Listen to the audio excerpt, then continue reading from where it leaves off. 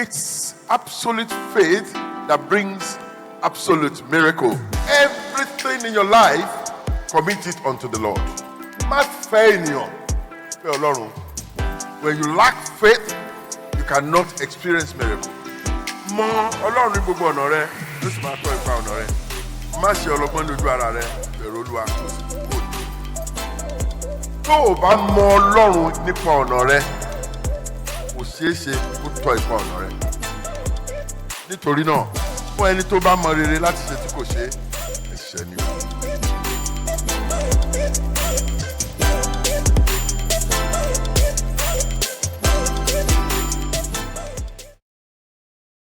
Today, I'm persuaded to speak to you to look or focus on the big picture.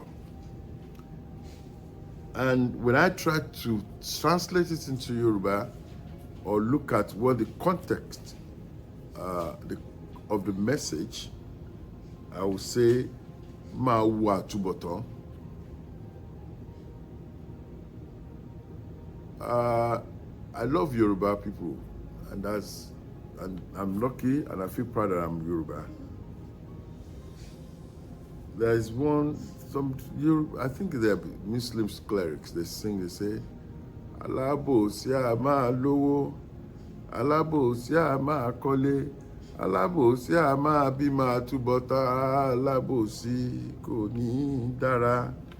In other words, the end of the life of the hypocrite is never going to be good.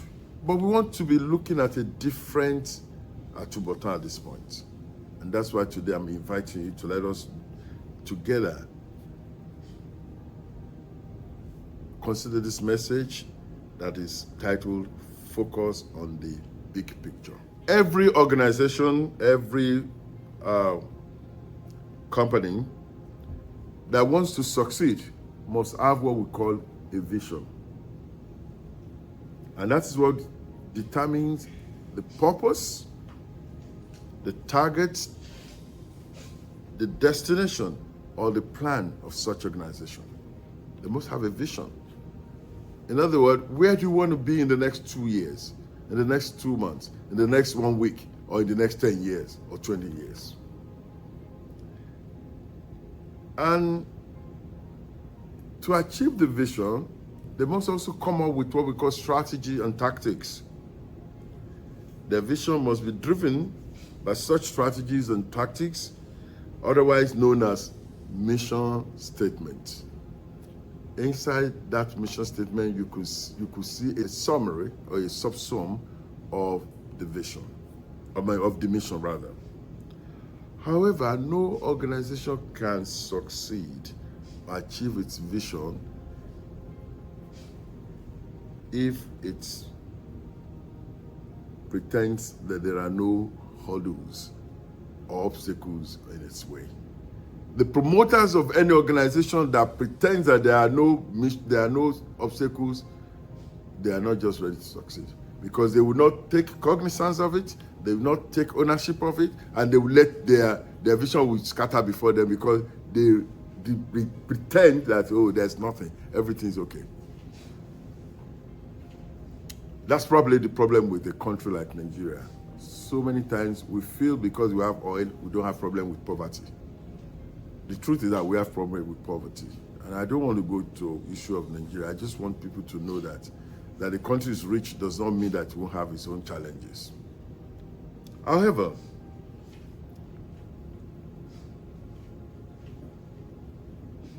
we must recognize that there will be distractions, oppositions, internal wrongings, hits and misses that will determine or are intentioned to truncate the dream or vision of a company and the promoters. There will always be those things. Whether you create it yourself or the situation in life will create it. Let us imagine if a businessman in Nigeria, you have said out you want to do a very good business and everything. In 2023 or 2022, This was a projection. You're going to spend 30 million naira or 500 million naira or 300 million naira to do a project. And you start out on that. And then by 2023, everything changed because of the rate of dollar and everything. That's an obstacle in your way. And if you pretend that it doesn't matter, that my 300 million is what I'm still going to use, then you are not ready to succeed because you will stop midway. You'll be stopped midway. Therefore, there will always be those issues, those distractions, those oppositions. Christians today should start to paint this picture in their head. If they wish to run the race of faith to a fruitful end, they must know that there will be challenges, there will be obstacles, and there will be problems on the way. If they don't take cognizance of that, they will remain stooge in the hands of today's motivational speaker pastors who just tell them sweet things so that they will believe and then they will falter. And that's why poverty will continue to increase. When those people paint beautiful picture of Christianity or your life, that when you are a Christian, everything is going to be rosy for you, they're just using that as a bait. You know how you catch a fish so that it can come into the fold? They know. They do know that for you to really make the kingdom of God, life cannot be smooth sailing. If Christians know that, or if believers know that it cannot be rosy all the time in your journey to eternity, they will become better Christians, or better believers, and they have a better relationship with God. But because they always expect the best when they are not even offering anything, when they don't even know what it takes to get to that, they pretend that everything will be fine. And when they don't get it, they get disappointed. Truth is, our practice of Christianity, of our faith, is skewed towards what we stand to gain in the present and in the immediate.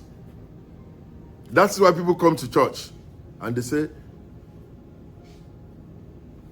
mo wá pẹ̀lú ṣòro mi, mama jẹ́ padà sílé pẹ̀lú ṣòro mi. You want immediate solution.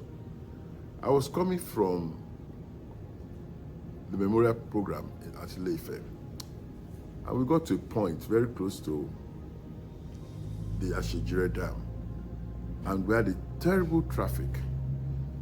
And when we looked around, it was because some people are coming out from one church, and there are so many. Ordinarily, we'll be happy. But when somebody told me the name, I was like, really? In this age? They say, Ọlọ́run òjijì.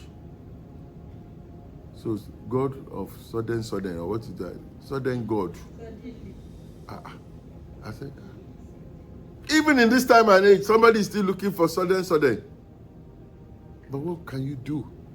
Because these are people who never took time to sit down to know that kí wúrà tó dán ó ti lànà kọjá, ẹni máa jẹ́nìyàn ojú ẹ̀ arímọ̀bo, ìwọ tó níṣòro rọ́jú ọ̀rọ̀ ẹ̀ àdáyọ̀.